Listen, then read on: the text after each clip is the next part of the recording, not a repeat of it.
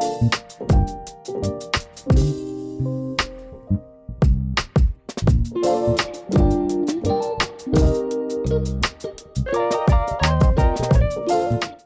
friends, and welcome back to Dare Me to Prosper. My name is Avery, and I'm your host, and this is episode 18, where we are going to talk about the sacred masculine and feminine, healing the divide, and rebirthing true partnership. I'm not even sure if that's going to be the title yet, but that's what I'm going with for now. But essentially, we're discussing the balance between the masculine and the feminine, or what happens when the masculine and feminine are balanced within a relationship, and what happens when they're not balanced and when they are unequal, when they are wounded, so to speak. Because you may or may not have noticed that we are in a cultural era where the masculine and feminine seem to be at war with one another. And I want to mention before we even get into this that every one of us has masculine and feminine energies within us, no matter your gender, no matter what you identify as, and this is not going to be specifically gender that I'm talking about when I'm talking about masculine and feminine. So this is all inclusive, but rather just the energies, kind of like a yin and yang, and how they play together. So while we all carry our own unique balance of masculine and feminine energies, in this episode, I really want to focus on relationships. So specifically, I'm going to be talking about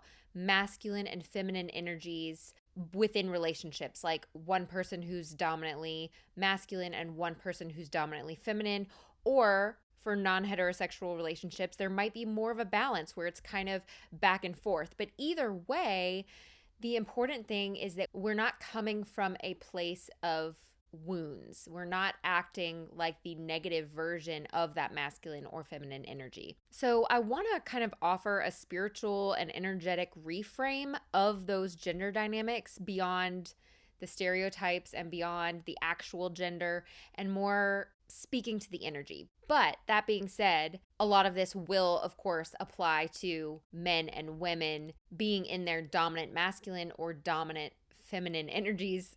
These words are really hard to say for some reason. And so I am coming from a place of somebody who is dominantly feminine in her energy.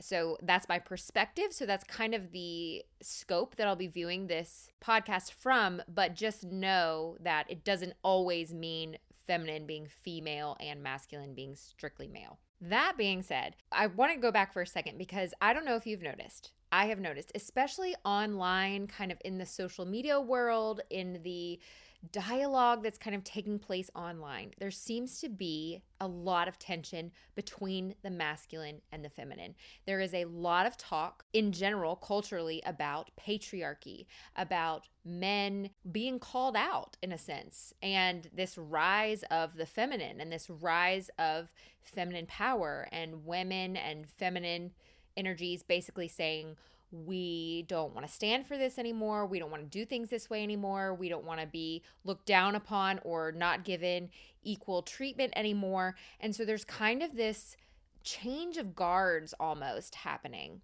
We are undergoing a change that we haven't really navigated yet as a society in our lifetimes, right? We're coming out of this historically patriarchal type society, and we're needing to move into a more balanced way of doing things. But of course, anytime there's change, there is resistance. People, societies, cultures, we're all very resistant to change. Some people want the change. Some people don't want the change. We don't necessarily know what kind of world we're aiming for or what kind of society we're trying to get to. And so it ends up being this very chaotic situation, but that's all history is like that, right? But we're kind of living through that right now. And what's happening is we have these men and women, these masculines and feminines who are fundamentally missing each other, and we're missing that balance between the masculine and feminine. We are coming into an age where now the feminine is allowed to draw her own boundaries within society and speak up for herself and make decisions where, historically speaking, that wasn't always the case.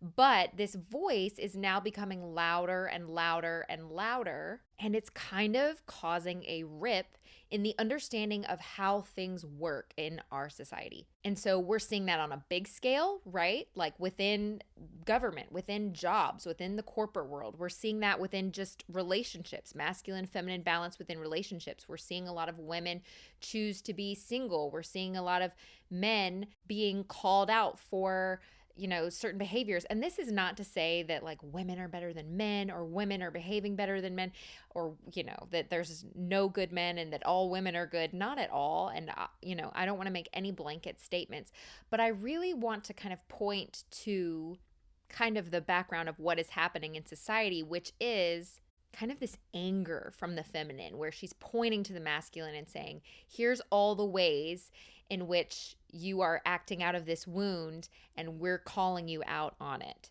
And of course, the feminine has her own wounds. And so we're going to get into that as well, because individually there's a lot of females or feminine energies acting out of a very wounded, unhealthy place. So we're going to talk about that as well. But just on a society level, it's probably something that you've picked up on and noticed. But the more aware we are, I feel personally, the more aware we are of these different energies and how it would really look if the masculine and feminine were balanced together and we work together in a really harmonious way, that will ripple out right into our society, into these bigger structures and so on. Mutual understanding creates outer harmony within relationships and within society. I hope this makes sense. I really truly want to just say I'm not a man hater by any means. This is just kind of, it's kind of like when we're doing this somersault where we're having to flip the narrative. And I don't mean flip it like we're going to move from a patriarchy to a matriarchy. I don't think that's balanced either. I really think we need to move into this healthy place. But right now, when the rug is being pulled out, it's messy and it's chaotic. And I do feel like the men are the ones kind of getting their finger, like a finger pointed at them and saying, we're pointing out all your problems on a large scale. It doesn't mean that they're the only ones with problems by any means. And again, individually, everybody is completely different and in a completely different space in terms of how healthy or unhealthy they are. But I just want to say that in case I'm triggering anybody.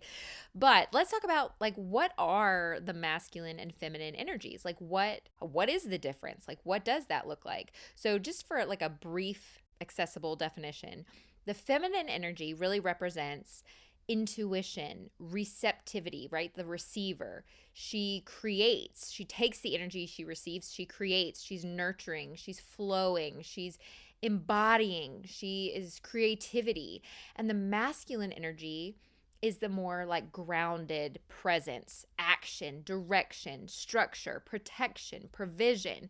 The masculine energy is much more like earthy, and the feminine energy is much more like water, air kind of element. Maybe that's not even a good representation, but I'm just trying to, without boxing it in too much, kind of give you a visual. In fact, one way that I really kind of picture the masculine and feminine energies working together that I like to reference is this idea of when a masculine and feminine are together, it's almost like a lighthouse. The light on top, right? This big light that spins around and illuminates everything, that is the feminine energy. She is using her light to create, to illuminate, to nurture the things around her, right? The masculine energy is like the actual house, the structure beneath the light, holding the light up, protecting it from the ground, offering it structure and presence, and providing the light with support. Without the structure, the light would be on the ground and it can't really shine as brightly or do what it needs to do if it's sitting on the ground. It's unprotected. Whereas the structure feels a little bit purposeless without the light to hold. And again, it doesn't mean that a man isn't allowed to be single or that you are not a whole person without this energy. So don't take it too far, but it's just this beautiful picture of when a masculine and feminine come together, how they create this one balanced energetic structure that really is more powerful when it works together than either of them could be on their own. because we're talking about the balance of them together when they work together well and when they are both really embodying the healthiest versions of themselves. However, oftentimes, I hate to say it, but most of the time here on earth, I feel like we are not representing our healthiest masculine or feminine energies, right? We are acting from out of our traumas or out of our wounds, out of our hurt. And not only that, but as a society, we've completely kind of broken the bond between the masculine and feminine on a more societal level. And this has happened, of course, over hundreds or thousands of years because, think about like ancient Egypt, for example, was a matriarchal society, right? Women were really valued as like these goddesses or priestesses, and goddesses and priestesses were worshipped, and they were seen as beings who had a lot of deep intuition and knowledge and wisdom. And the men were much more the protectors, and again, that stronghold, and the warriors and the providers and all of those types of things. But as society and humans shifted from a more nomadic lifestyle to a more settled kind of farming, property, inheritances, and those sort of things, this lifestyle led to women becoming more controlled with the idea that, there's farming, there's land, we're settling on this land. Well, now who does the land get passed down to? This idea was created that, a legitimate heir needs to inherit the property. And so women were seen as kind of like this vessel that needed to be controlled almost just to keep passing down property inheritances. And obviously there's a lot more to it than that, but I'm kind of giving you an example of like how these sort of ideas kind of came about, or one of the ways that they did. And that did have a lot to do with women being viewed more as vessels for what they could provide, the children, the heirs, than sovereign beings on their own. And then when there came the rise of these warlike societies where there was a lot of battling over land or whatever, physical strength and protection became obviously really important in times of conflict. So valuing strength and conquest, that became much more important than these feminine aspects of collaboration and care, because it was all about survival and protection, and the men had to step up and fight and protect and protect what was theirs. And so that really became the most important aspect. So this led men's roles as warriors and protectors to slowly turn into this kind of dominating and hierarchy type leadership over time. And then from there, we had religious shifts as well, right? As religion moved towards like monotheism, Christianity, Judaism, that sort of thing, we started to see the demonization of goddesses or feminine figures or priestesses. And it really became about kind of highlighting the masculine, and the feminine was kind of demonized or brought back down. And again, I don't want to go too far down this road, but you see that in historical texts, in religious texts, like Eve was the sinner, right? And I think there's a lot of stories like that within the Bible or within other religions where the women, whether or not, however that was translated, there's just all of these little bits where it was like women's power was kind of softened or stripped away or brought down, or she was made to be the untrustworthy non-leader in a scenario. Not always, but there's definitely a theme of that. And so that issue just continued with colonialism and capitalism, since these systems, of course, enforce hierarchy, control, ownership, power. You need to own land. You need to own the business. You need to, it was a lot of greed and power, which is the energy of the wounded masculine, right? Instead of protection, it's power, control. And you see these wounded energies all over the planet, all around the globe, whether it's a different culture or a different religion, that happens everywhere. And so what did that leave us with? Essentially, what that left us with were these very societal born wounded energies that men are meant to lead and own and dominate, and women are meant to submit, serve, be saved, just take care of the children. You're a vessel for children. And the feminine qualities of more of the emotion and the intuition, those were seen as weakness, are seen as weakness or just not being valid. And the control that, is the men's job in this wounded energy, that's seen as, oh, it's for safety. If we have control, then we can offer safety. But these are really distortions of the healthiest versions of this energy. And this harms everyone, not just women. It also harms men. It harms our relationships together, and therefore it harms the society as a whole. And pause real quick while I'm thinking about it. I just want to say, if you're enjoying this podcast, would you mind leaving a review? I know I usually wait and say that at the very end, but I really wanted to mention that because it just makes such a big difference for the podcast, especially since it is a newer podcast. So if you are enjoying it, if you would leave a review, that would mean so much to me. Okay, so there's a lot of different ways that the masculine and feminine energies can kind of be distorted, or what happens, what it looks like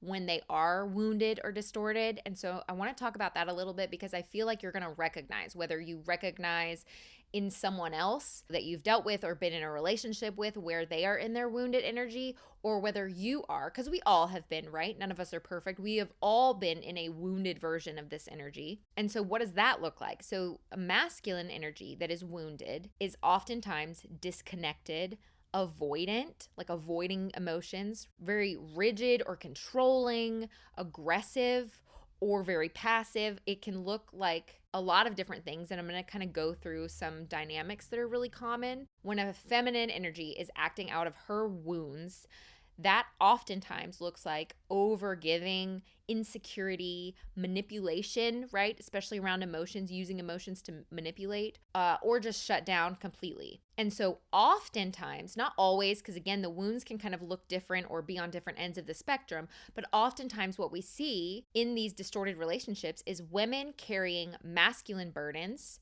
So hyper independence, over functioning, over giving, very low self-worth, very low self-esteem, and just very much kind of putting all of her power and all of her energy into the masculine, who is also acting from a wounded place. And so it's this toxic cycle. Then the men are left feeling lost. Again, it doesn't have to be, I'm saying men, but it could be anybody in a masculine energy, are feeling lost, demonized, not sure how to lead, feeling like they have a lack of purpose, lack of direction. It might be laziness. Again, it might be like greed and control. But there's just this widespread confusion, I feel like now in today's day and age, about these energies and what should the roles be, or what, and I don't want to say roles like gender roles, but just the energies, like how do we interact with each other? How do we respect each other? What should this look like? What is the healthy version? How do these partnerships function together in the most healthy way? And again, these are society taught, but also just we are taught this in our childhood, or maybe we develop some of these wounds from trauma, which we've talked about on lots of other episodes. But these are not the natural, healthy design. A lot of times these wounds are picked up throughout our life, or we're taught, you're a man, you're not allowed to cry, you're not allowed to express emotion, that makes you weak. Or you're a woman, you're too emotional, you're too much, you're too sensitive, you are not worth anything, you're lesser than the men. Okay, so here's this is where you really might go, oh my gosh, this was my relationship, or this is my relationship, God forbid. But I'm going to give like 3 different kind of scenarios of what this often can look like in a masculine and feminine energy partnership. And again, if there is like a same-sex couple or a trans couple or any different variation or version, it's not a man and a woman necessarily. It can be 2 people who are very balanced in their masculine and feminine, and they kind of trade off these energies back and forth where, one day one person might be pulling the strength, and the next day the next person might be pulling the strength, and they kind of go back and forth. And that gets really nuanced, and it gets really personal, and it's really up to the individual or the couple or the relationship or whatever to determine kind of how that looks like. It's more important that we pay attention to the energies themselves and what do wounds look like versus what does a healthy energy look like. But again, for ease and from my own perspective, I'm going to talk about men and women. So the first example would be something like a power play relationship where there's a wounded masculine who is controlling, emotionally shut down, and desires power rather than partnership. So this could be somebody that is severely narcissistic or just very angry and has a lot of anger issues or whatever, but that masculine who's just really wants to be in control and control other people. And then a wounded feminine paired with that will often be self-abandoning, really lacking self-worth, really lacking boundaries, and is overly submissive, just trying to please this person, just trying to kind of keep the peace. And so you have this really unequally yoked power play where the man is holding all of this power and control, and the woman is just totally dominated and not really able to be in her own energy at all. The second example is where there's an unequal labor. This is very common within relationships, within marriages, especially within like moms and dads, because the labor aspect comes into it so much. But of course, this can, again, be in any relationship, but unequal labor. So the wounded masculine in this situation might be avoidant, again, avoiding emotions, unreliable, emotionally distant, lazy, irresponsible, directionless, kind of overly go with the flow. He is lacking that masculine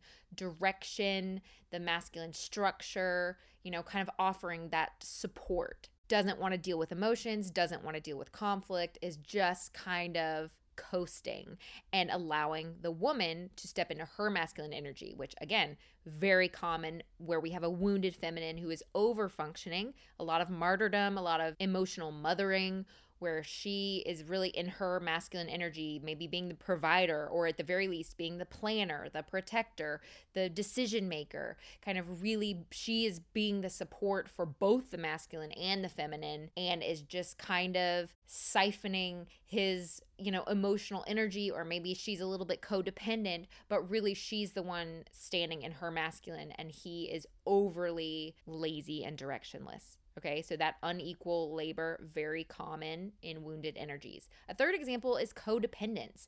So when you have a wounded masculine who is, again, insecure, low self-worth, kind of underdeveloped, feels inadequate, very common, again, for like when men are really lacking their kind of purpose and their drive, when they are having a hard time nailing down the direction they want to go, or feel like they're not providing, or feeling like they're not able to kind of stand their own, it very much leaves them feeling inadequate often. And so they're going to be overly seeking of validation from other people because they feel really inadequate within themselves and their own self-worth. So in that case, you might have a man who, if he's feeling inadequate or if he's feeling like he needs validation, he might be resentful of his feminine energy partner, resentful of her if she is doing well at work or something. Maybe he's threatened by her independence or her strength. That is coming from his place of feeling inadequate and that wound of low self-worth and insecurity. So then on the flip side, you may have a feminine partnered with him who is really, she's building her worth through validation or being a people pleaser and doing it all, and puts a lot of worth into how she looks and how successful that she is. And maybe she is doing well, and maybe she is, the breadwinner in a relationship or whatever it is, but she's still kind of in this energy of trying to prove that she's worth loving through her appearance and or her effort. And so you have this codependent relationship where he's kind of using her for validation, she's kind of using him for validation, but he's really resentful towards her and she kind of feels responsible for him. And again, just these toxic cycles that can look all different sorts of ways. But the point is that it's just this loop of toxic, wounded energy that it's just impossible to build a healthy relationship out of that place, because both parties in the relationship are essentially relying on the other one to fix something. And there's no personal boundaries. There's no personal healthy power. And so again, just to kind of summarize that idea, society teaches men, again, that emotions are weak. So they never learn to, not never, some men obviously do, of course, but it's very common for men to not really learn how to navigate those deeper emotions or to understand them well, their own emotions, other people's emotions. And we teach women that they are responsible for other people's emotions. So women, we teach them, whether consciously or subconsciously, that not only are you responsible for your emotions because you are more emotionally grounded, you're more emotionally aware.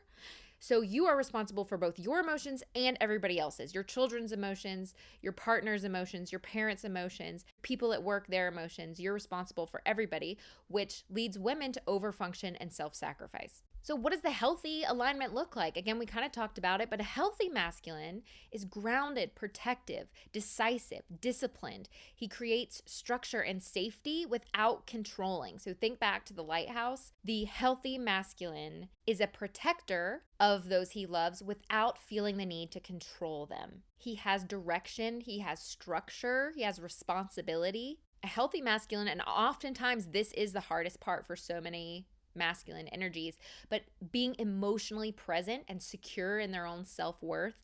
Again, because we don't live in a society that teaches that. Parents often don't know how to teach that to their sons, or even if they do attempt to teach it to their sons, it's just kind of undone as they grow up, as they go to school, as they move into this society. They feel the need to protect themselves from their own emotions because they feel that they will be seen as weak or not the men that they need to be if they, God forbid, have emotions or demonstrate emotion. And so really the healthy masculine understands how to be emotionally present while still being the grounded protector, the structure, all of that. And so a healthy masculine doesn't run for the emotions or see them as weak or shameful, but just knows how to navigate them within himself. And there's a lot more to this than I could possibly fit into a podcast. Keep in mind, I'm really kind of diluting these concepts into a very kind of kindergarten understanding, but I think it's just something that's so prevalent right now. And so I want to kind of get to the foundation of it and talk about the kind of basis of it. But it is, of course, men or masculine energies can be so much more than this, as can feminine energy. So this is not like the end all be all by any means, but just to give us kind of a launching pad, so to speak. A healthy feminine is very intuitive, expressive, nurturing, creative. She can be receptive without losing her boundaries, without steamrolling, her own boundaries for someone else's needs or feeling responsible for other people's emotions. She trusts her inner knowing, so her intuition. It's so important. Women, feminine energies specifically, are very intuitive. Even in this sort of like spiritual world, or even within religions, or however you kind of define your spiritual journey or your spiritual relationship, women tend to be more intuitive and more trusting of their intuition, which I think is why you see more women, especially nowadays, kind of coming to the forefront in terms of these spiritual ideas, or talking about spiritual ideas, or talking about these almost taboo subjects in a lot of ways.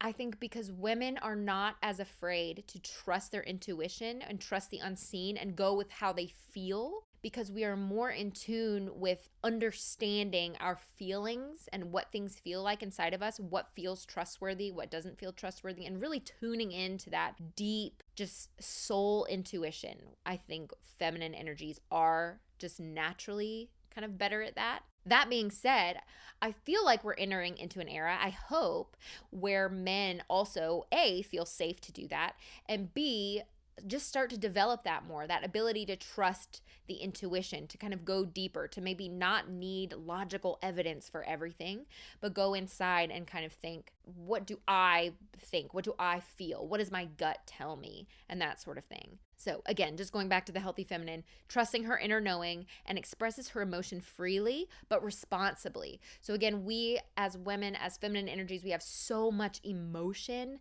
We feel so deeply, but the healthy feminine doesn't use those emotions to manipulate others, or she doesn't let them just completely overpower her. She learns to kind of adapt how to, again, navigate her own emotions, how to calm herself, how to be in a state of power and balance within her own masculine and feminine emotions within her body. And then leadership, you will notice I didn't put leadership and that sort of quality in either the masculine or the feminine energies, because leadership isn't meant to be a masculine or dominantly feminine, because it just depends. Leadership is fluid, right? So in a healthy partnership, the leading energy And it can be leading intuitively, or it can be leading with protection, or it can be leading in all sorts of different ways.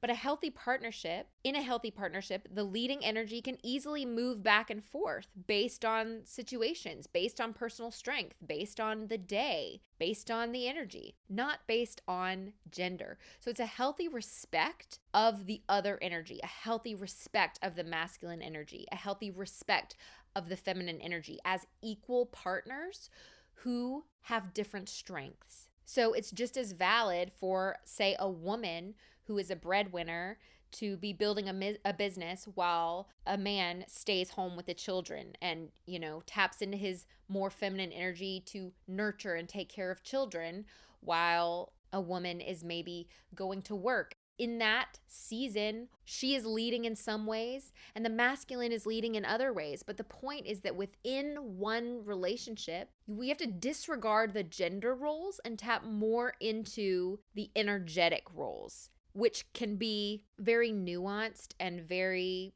individual within each partnership. But in a healthy partnership, the feminine energy feels safe because she feels protected. She feels supported, right? She is supported by the structure of the lighthouse. She feels like somebody's got me. I am supported. I'm protected. I don't have to worry about all these things down here because I have a partner who is supporting me. I can just focus on these things up here. And the masculine gets to feel like I have so much purpose by stepping into this healthy energy where I'm protecting and providing and stabilizing and holding space, and I have integrity and I'm taking action in grounded ways. Again, we all have feminine and masculine energy, so it's not that a man or a masculine energy can't shine a light or pursue something on his own and he's just always a support piece. That's not the message. The message is when the two energies are interacting together externally, a masculine and a feminine energy, within their direct partnership, these are the healthy embodiments of those two energies together. So the feminine feels safe to create, to soften, and the masculine is holding space, supporting, moving with integrity, taking action in a grounded way. Decisions are made together with mutual trust, and neither one is controlling the other one, making decisions for the other one.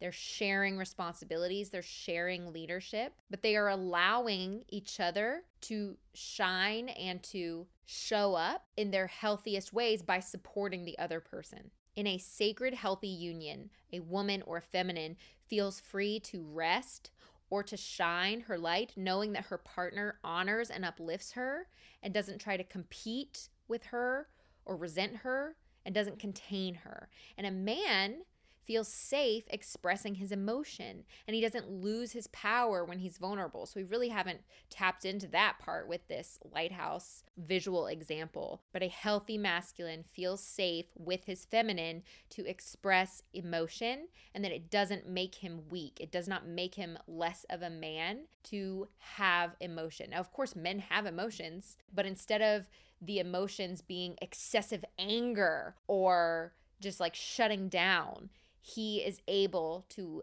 in a healthy way, contain, navigate, and express his emotions. So where both parties feel safe within that emotional sphere to share with each other and balance each other out. And so it's really important, I think, too, for those of you that are parents or you're raising feminines and masculines, to think about that when we are raising these children, like normalizing emotional awareness, normalizing self-respect, boundaries. That's a big one. I talk about boundaries with my kids all the time. I think it's also really important that we model healthy relationships for our children, which of course is easier said than done. We're all imperfect and we're all still working on not acting out of our wounded energies.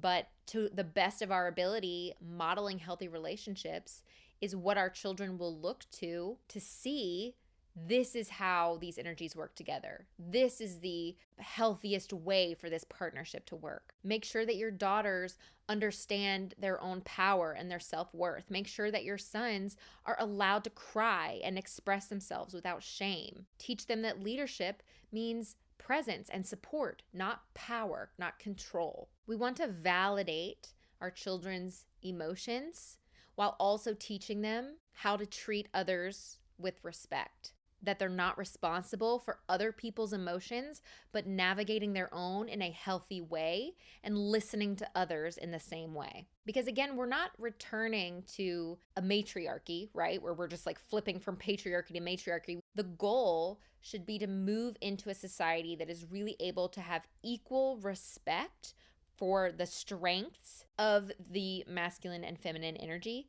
where we feel very balanced, where both energies are sacred and celebrated and expressed. We want the divine feminine to rise, not to replace. But it has been unequal for a long time. And now it's kind of like we're all coming back to the heart, right? We're all coming back to this balanced place. That's the goal, anyways. We're not there by any means. But that would be the goal, to be able for everybody to kind of soften and see the alternate energy for what it has the capacity to be, to build these lighthouses, right? And so I always use ChatGPT to help me do my outline and kind of organize my thoughts. But I asked it for kind of a representation of like what would be possible if we balanced out these masculine and feminine energies. Like, what is our potential? What could things look like? And it wrote me this paragraph. So I just want to read this verbatim because I thought it was good food for thought. But it says, if we collectively heal our relationships with the masculine and feminine energies within ourselves, within our partnerships, and throughout society, we would create a more balanced and compassionate world. Relationships would become safe spaces for growth rather than battlegrounds for control. Children would be raised by emotionally intelligent parents who model both strength and tenderness. Men would feel free to lead with integrity and protect without domination. Women would feel safe to express, create, and trust their intuition without being diminished. And in society, collaboration would replace competition, and power would be shared rather than hoarded. The collective would rise from the inside out, less divided by gender roles and more unified by honoring the sacred dance of energies that exist in all of us. It's very poetic. But I do really think that is beautiful. It is a picture of, Earth is such a volatile, war-torn place so often of the time and all throughout our history. And while I don't know that it could happen in one lifetime, I do really hold a lot of hope for our potential. I feel like people are waking up. They are desiring more peace and love, and especially, again, the women right now are drawing boundaries and kind of drawing lines in the sand and kind of saying, we're not going to do it that way anymore. We refuse to participate in that sort of unhealthy relationship. And we are putting our foot down where this is the new standard of how we can all work together. Not that women have it all figured out, and not that feminine energies are perfect and not wounded and not acting from a negative place, but the general energies that we're kind of moving into, that's what they're saying. And so anyway, I hope that this was helpful in kind of just helping you kind of categorize and understand the feminine and masculine energies a bit more, and think about your own relationships or past relationships and how those can kind of become more balanced in a way that works for you. So I would love to get your feedback on this episode. Again, if you could leave me a review with your thoughts, it would mean so much to me. You can also leave comments on each and every episode on Spotify. If you listen on Spotify, that's a cool feature. You can also always email me at daremetoprosper@gmail.com. And until then, I will see you guys on the next episode of Dare Me to Prosper.